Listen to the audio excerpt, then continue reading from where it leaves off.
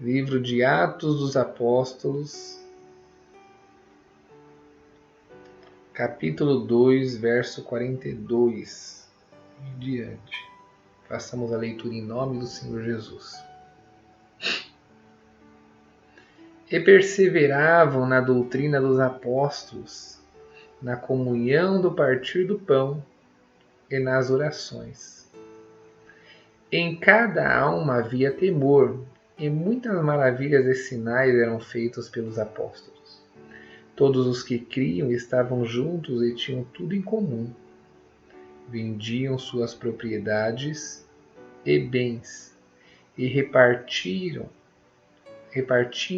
com todos conforme a necessidade de cada um. Perseveravam unânimes todos os dias no templo, partindo o pão em casa. Comiam juntos com alegria e sinceridade de coração, louvando a Deus e caindo na graça de todo o povo. E todos os dias acrescentava o Senhor à igreja aqueles que ia sendo salvo. Somente até aqui. Ai, glória a Deus.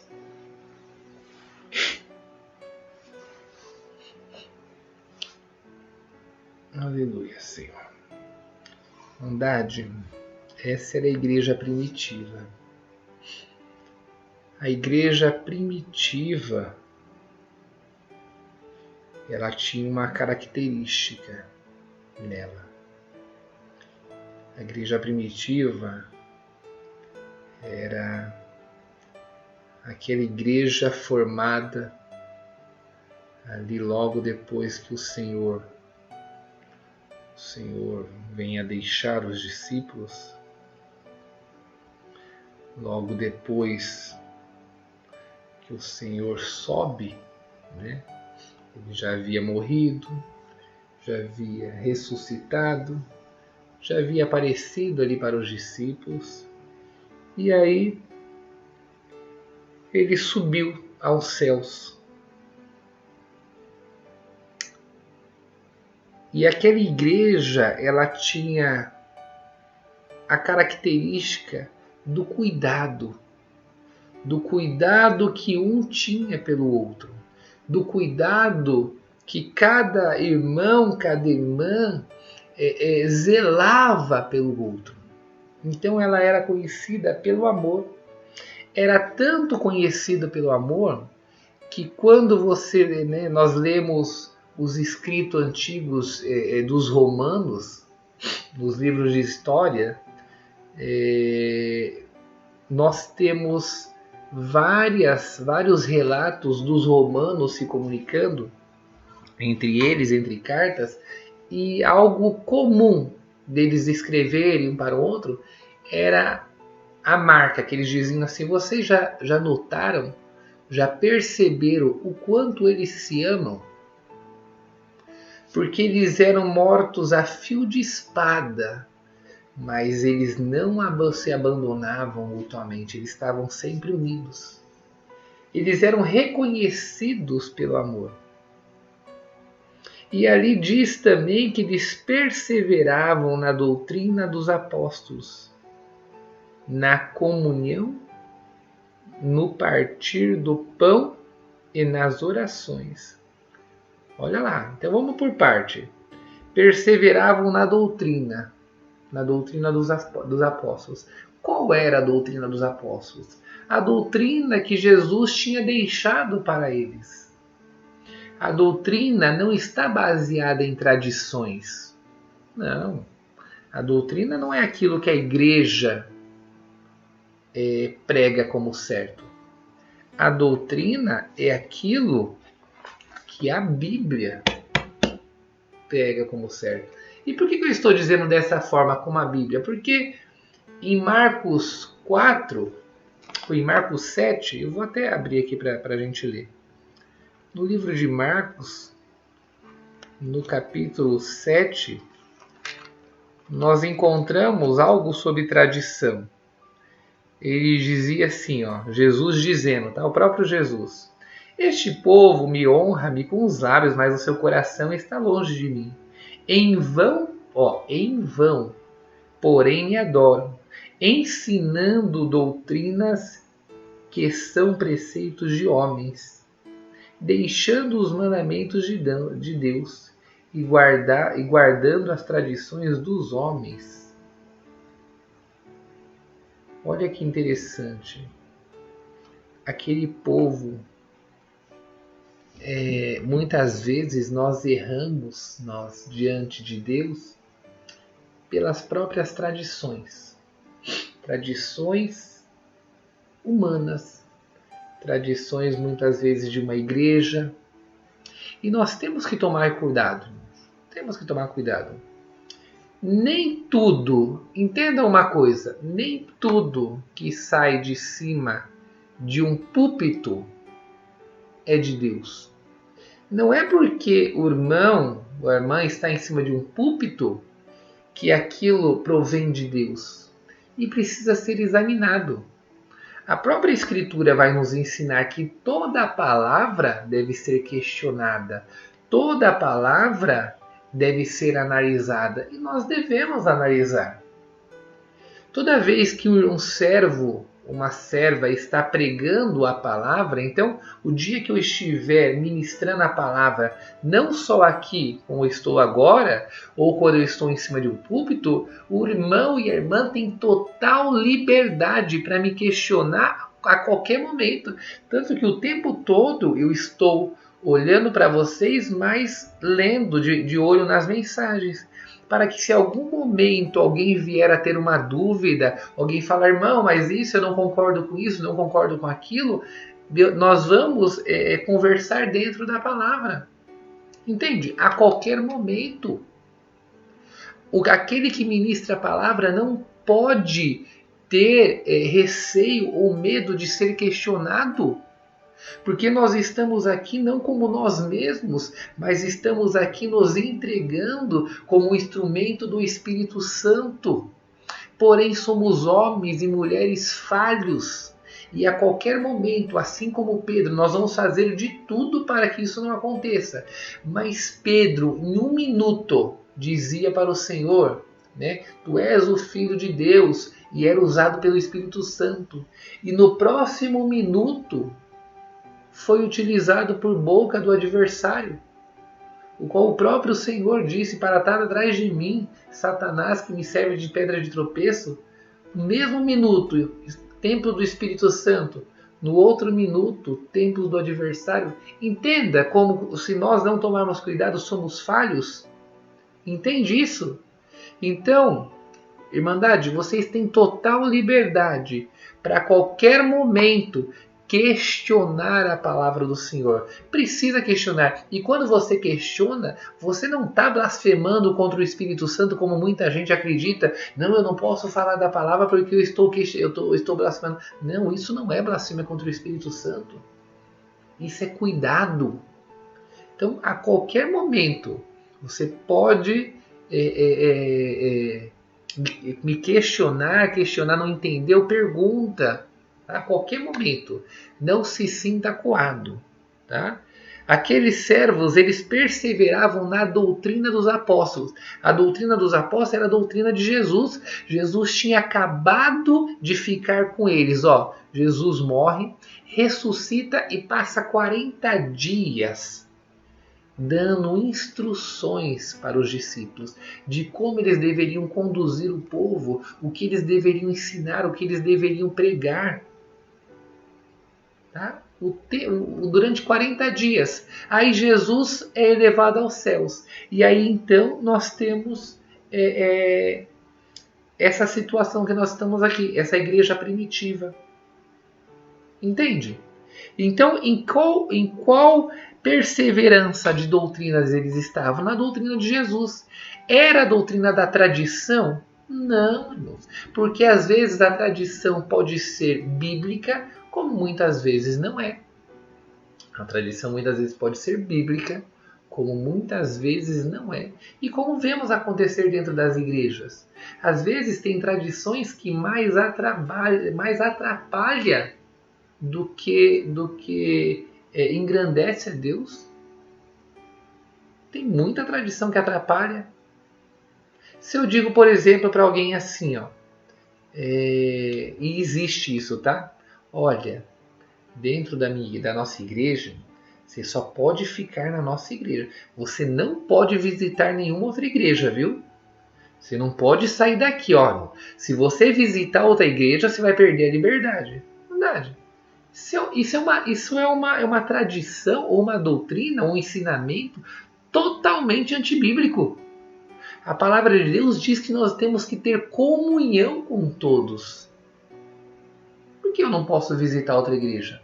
Por que eu não posso ir lá manifestar a minha comunhão com outros servos, com outras servas e adorar a todos e mostrar que estamos unidos dentro do mesmo cristianismo, dentro do mesmo corpo, dentro da mesma unidade de fé, dentro do mesmo Espírito Santo? Qual o problema de visitar outra igreja?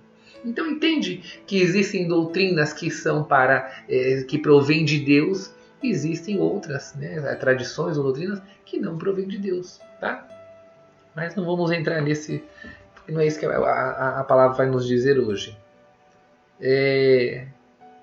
Então, perseveravam na doutrina dos apóstolos, que era a doutrina de Jesus, a doutrina do amor, a doutrina da comunhão. Na comunhão, o que é comunhão? É exatamente isso que nós acabamos de falar. Essa união é deixar esse pensamento de criticar, de buscar somente o mal, esse olho de maldade, e começar o quê? A buscar as coisas que provêm do céu. Por exemplo, eu olho para o meu irmão do lado e eu não simplesmente estou ali sentado só papiando, não. Eu estou reparando no meu irmão, na minha irmã. Será que o meu irmão está precisando de alguma coisa? Ver uma criança em pleno frio de chinelinho de dedo. Será que aquela criança está de chinelo de dedo porque ela gosta? Porque ela não sente frio? Não, irmandade. Bom seria que todo mundo que passa necessidade comunicasse a sua necessidade.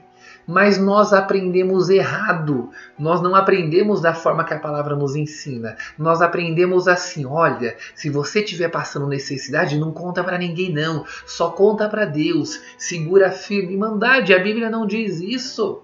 A Bíblia diz que nós devemos comunicar a nossa necessidade entre os santos, entre a irmandade. Por que isso? Porque andamos na comunhão. Então, por exemplo, se estiver acabando o meu arroz, eu devo ter a liberdade de chamar o irmão mais próximo e dizer: irmão, não tenho, hoje acaba meu arroz em casa. Não teria um pouco para dividir comigo? Verdade, isso é comunhão. Ah, não, mas não conta para ninguém não, Deus faz uma obra. Claro que Deus faz obra. Mas antes de Deus fazer obra, você passa a prova. E você passa muita prova. E tem gente que chega a passar fome, tá? Fome. E não digo que vai mendigar, não, mas passa uma necessidade sem uma necessidade sem necessidade. Você não passa dificuldade sem necessidade. Porque como nós somos uma irmandade, nós deveríamos nos comunicar. Entende? Como nós estamos vivendo um evangelho mais de religiosidade do que um evangelho de amor, de comunhão, de irmandade. Nós não estamos vivendo um evangelho de comunhão. Nós estamos vivendo uma religiosidade, onde diz que você não pode fazer isso, não pode fazer aquilo, e se perde o amor. Onde as pessoas estão mais dispostas a criticar, a questionar, do que a ajudar. A igreja primitiva, então, estava na doutrina de Jesus, na comunhão, no partir do pão. Para que serve o partir do pão? Como passou aí nessa pandemia, um monte de gente passou um ano sem tomar Santa Ceia, né? Até mais, porque como pegou lá na metade, então tinha tomado a Santa Ceia ano passado, aí veio aí a pandemia, aí não teve Santa Ceia e virou, e teve gente que não tomou Santa Ceia até hoje. Aonde está escrito que a Santa Ceia precisa ser na igreja. Onde está escrito? Porque aqui no verso 46 diz assim, perseveravam unânimes todos os dias no templo, e partindo o pão em casa, comiam juntos. Aonde está dizendo que a Santa Ceia precisa ser somente na igreja? A Bíblia não diz isso. Na pandemia, orientei muitos irmãos a fazer a sua Santa Ceia com a sua família. Reúna a sua família, tenha o pão, tenha o suco de uva, orem juntos, tá? Entregue, apresente aquele pão, aquele suco de uva, apresente para o Senhor, para que o Senhor faça a transformação, né? E para que você creia que aquele é o corpo, aquele é o sangue do Senhor. Entregue para a sua família e tomem juntos, ceiem juntos. Qual é o problema disso? Mas, novamente, devido à religiosidade, aprendemos de forma errada. Entende que as coisas precisam ser quebradas, os tabus precisam ser quebrados? Deixa eu só ver o que a Thalita escreveu aqui. Um rabino deu uma explicação uma vez sobre o dízimo. Ele sim, a 10ª parte ganhamos. Ele também pode ser traduzido no bem que se faz ao próximo. O Senhor jamais vai exigir de você primeiro o dízimo, a igreja, tuas necessidades, deixa lá, Deus vai aparecer. Daqui a pouco a gente fala sobre essa questão, tá, Margarida? Então, entende sobre o partir do pão? É comunhão. Ali, Deus está muito mais preocupado. Veja bem, entenda. O partir do pão, Deus está muito mais preocupado com a comunhão entre irmãos. O partir do pão não é simplesmente uma adoração a Deus, não. Ele está ali preocupado. Nós estamos sentados na mesma mesa. Há comunhão entre o corpo de Cristo, entre a Irmandade. Há comunhão, alguém ali está de mal um com o outro, porque como pode partir o pão se há divergência, se há ali mágoa no coração? O partir do pão, Irmandade, é muito mais profundo do que as pessoas imaginam. Porque louvar a Deus eu posso louvar na minha casa, em qualquer lugar. Adorar a Deus eu posso adorar na minha casa, em qualquer lugar. Eu não preciso ir para a igreja. Mas na igreja é o lugar de confraternização.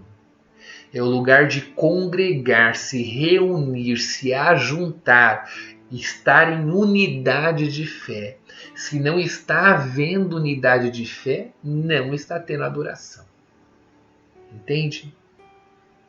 Chega daquele evangelho engessado, um evangelho de que não pode isso, não pode aquilo. Chega. Deus te chamou para a liberdade. Mas, como diz a palavra, não usa dessa liberdade para pecar. Deus não está chamando ninguém a pecar. A liberdade do evangelho. Você é livre. Você está livre para servir a Deus do jeito que você quiser. Desde que seja o quê? Dentro dos seus ensinamentos. Dentro da sua comunhão, da bondade para com os outros. Vamos lá. Partir do pão e nas orações. O povo de Deus não pode parar de orar. É a oração que segura o crente na fé. É a oração que vai fazer você ganhar relacionamento com Deus. Como é a oração? E eu vou ensinar hoje vocês a orarem. Sabe por quê? Porque eu tenho visto pessoas que não aprenderam a orar até hoje. Oração não é uma reza. Não é repetição todos os dias da mesma coisa. Não, isso não é oração. É mais comum muitas vezes a gente na igreja fazer, criar sempre um padrão. Por exemplo, a igreja tem testemunho, a igreja tem a hora dos hinos. Então na oração a gente segue um padrão. Assim, abençoa os hinos, abençoa a testemunhança, abençoa a fé, abençoa a palavra. Então você segue uma ordem. Mas em casa não. Em casa é uma conversa entre amigos. Em casa você chama a Deus para uma intimidade e fala assim, olha, Hoje eu acordei, o Senhor me abençoou. Graças te dou, Senhor. E durante o meu dia, eu percebi que aconteceu isso, eu percebi que eu tive atitudes diferentes, atitudes que não te agradam, Senhor. Pai, me perdoa naquela parte. Permita que eu não venha mais fazer aquilo, Senhor. Eu não estou conseguindo controlar o meu emocional. Eu tenho tido medo, Senhor. Eu tenho sido ansioso. Pai, me ajuda nessa ansiedade, eu preciso trabalhar isso. Entendeu que é uma conversa entre amigos? Terminou a oração, não levanta. Fica ali. Fique em silêncio da comunhão, porque muitas vezes nós falamos, pedimos e não damos o tempo de espera, de retorno.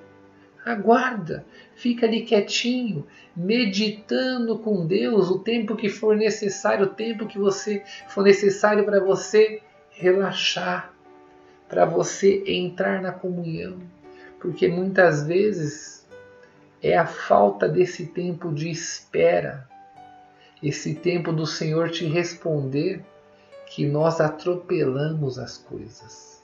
É falta desse tempo de espera que você não ouve a palavra do Senhor, você não ouve a voz do Senhor, você não tem aquela resposta que você tanto aguarda e você está tão ansioso, tão ansiosa, buscando de todos os lados e o Senhor está aí dentro de você tentando te responder, mas a única coisa que você enxerga é a sua ansiedade, é a sua dor e você não quer saber mais nada.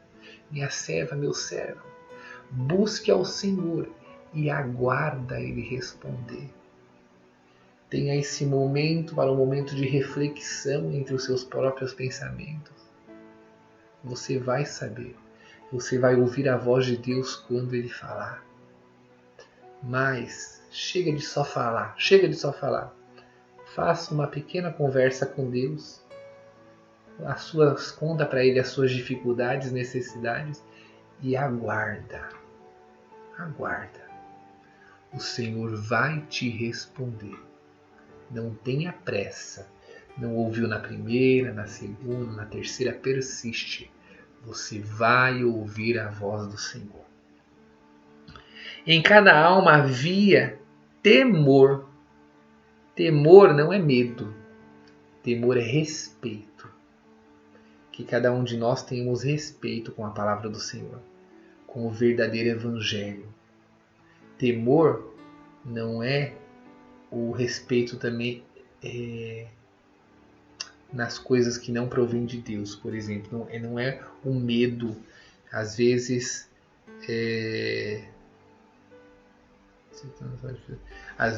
o Senhor, eu paro de vez em quando para ler, tá? Porque vocês ficam mandando mensagem, às vezes eu quero ler para saber se alguém está fazendo alguma pergunta.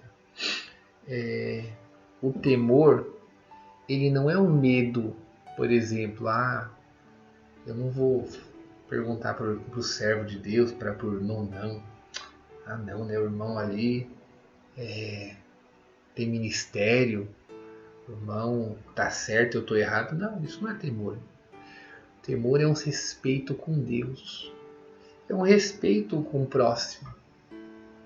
Temor é aquilo que não te faz puxar o tapete do outro. É o que não te faz prejudicar o outro. Porque você o respeita, você o ama. Isso é temor. A igreja precisa ter temor entre os irmãos.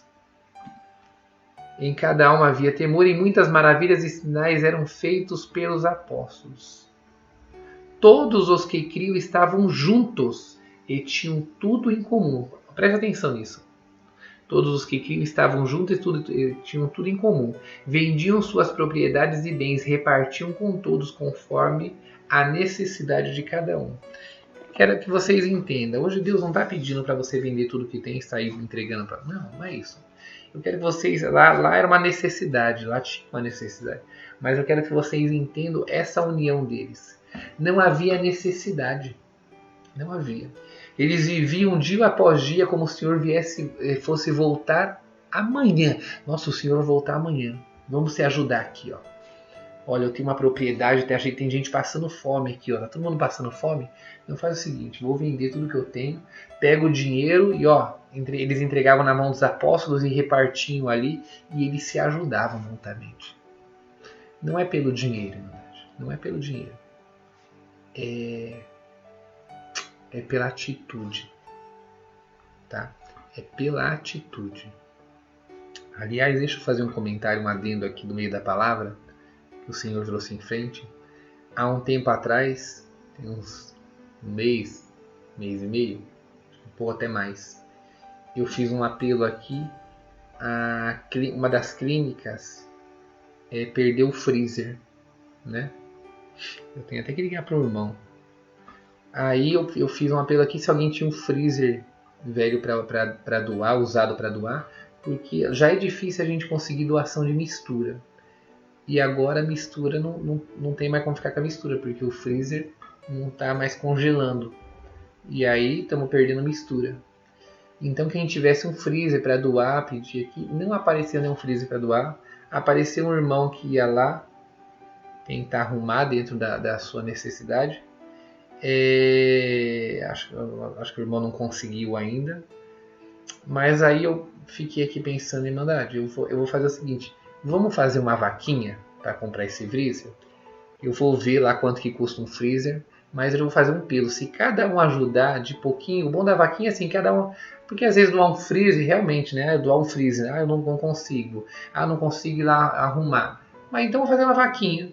Ajuda de R$1, de R$2, de R$5, de R$10. Quem ajudar pode doar mais.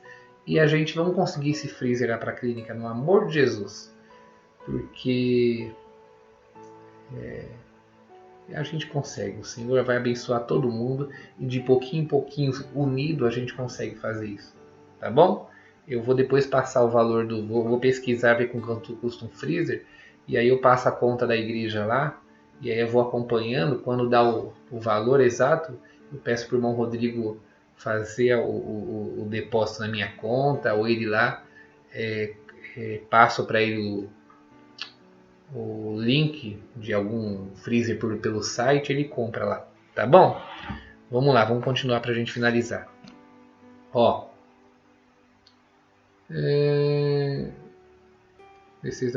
Perseverando unânimes todos os dias no templo, partindo pão em casa com sinceridade, juntos com alegria e sinceridade no coração, louvando a Deus, caindo na graça de todo o povo. E todos os dias acrescentava o Senhor à igreja aqueles que iam sendo salvos. O que é caindo na graça de todo o povo? Às vezes sinto mais presença de Deus em um louvor do que em uma oração. Amém, Maraci. É a forma de adoração. Tá? Cada um vai ter a sua forma de comunhão com Deus. Eu conheci uma irmã que ela, olha que engraçado, ela se formou dançarina. E aí veio a virar evangélica, abandonou, né, a carreira de dançarina. Mas ela falou que na casa dela, quando ela estava assim, em extrema tristeza, ela colocava um louvor e ela tinha um salão onde ela treinava na casa dela. E ela dançava para o Senhor. Eu achei aquilo tão bonito. Ela falou, irmão, eu danço para o Senhor. E quanto mais eu danço para o Senhor, mais Ele me visita, mais eu choro, mais aquela coisa ruim me deixa. Isso é lindo, irmão. Isso é lindo. Cada um na sua forma de adoração. Cada um adora o Senhor, entrega ao Senhor aquilo que pode dar. Quando diz aqui, caindo na graça do povo, aqueles que estavam de fora viam como eles se amavam, viam como eles se ajudavam e tinham o desejo de fazer parte daquilo. E quanto mais eles se ajudavam, mais eles estavam cheios do Espírito Santo, mais o Espírito Santo atraía pessoas para Jesus, pessoas para o corpo de Cristo, para a comunhão, e o povo de Deus ia crescendo. Hoje em dia, isso não acontece. Por que não acontece? Porque temos visto o egoísmo crescer no meio do povo. Hoje o povo já não doa mais, por exemplo. O povo já não doa. O povo faz desapego. Coloca na internet e vende. Onde está Deus nisso? Onde está a comunhão? Hoje, para eu conseguir, antigamente eu precisava de roupa de criança e nós temos muita necessidade de roupa de criança, era fácil de conseguir doação. Hoje, Irmandade, eu tenho uma dificuldade para conseguir roupa de criança e de bebê. Sabe por quê? Por causa do desapego. O povo doa. O povo não doa, o povo vende. O povo vende no desapego. Acredita nisso? Olha que ponto nós estamos chegando.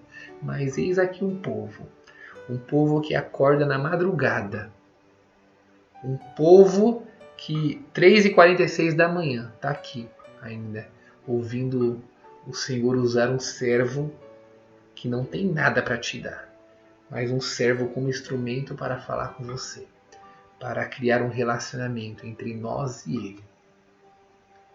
Venhamos nós mudar isso. O Senhor está chamando todos nós para mudar essa situação. Não siga mais esse evangelho que tem se pregado por aí. Evangelho egoísta.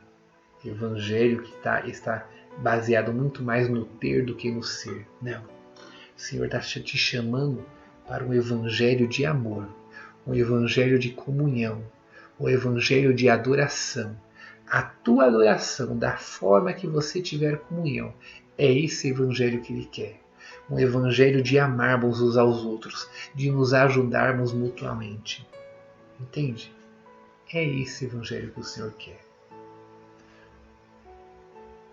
Receba hoje o entendimento de que o Senhor, Ele não quer mais o egoísmo no meio do seu povo. Ele vai me ajudar, Ele vai te ajudar. Mas primeiro, antes que isso aconteça, Ele quer que nós nos ajudemos. Nos ajudemos. Meu telefone está aí. Quando precisar conversar, liga para conversar. Se não ligar para mim, tem um monte de irmão aí. Como tem acontecido no grupo, eu tenho ficado muito feliz no grupo de oração lá. Uma pessoa tem problema, joga no grupo e o grupo se manifesta. As pessoas começam a se conversar. Na verdade, eu já nem preciso mais ficar olhando no grupo. Não preciso. Porque o grupo já entrou em harmonia. De vez em quando aparece um endemoniado lá para colocar as pornografias lá. A gente tem que sair correndo para bloquear, mas dentro disso é normal. Acontece. Tá bom? Mas receba essa palavra. O Senhor quer unidade de espírito no meio do teu povo. Unidade de comunhão. O mesmo corpo, a mesma fé, a mesma comunhão com Cristo, o mesmo Espírito. Tá bom? Estejamos todos unidos. Essa é a palavra. Deus seja louvado. Amém?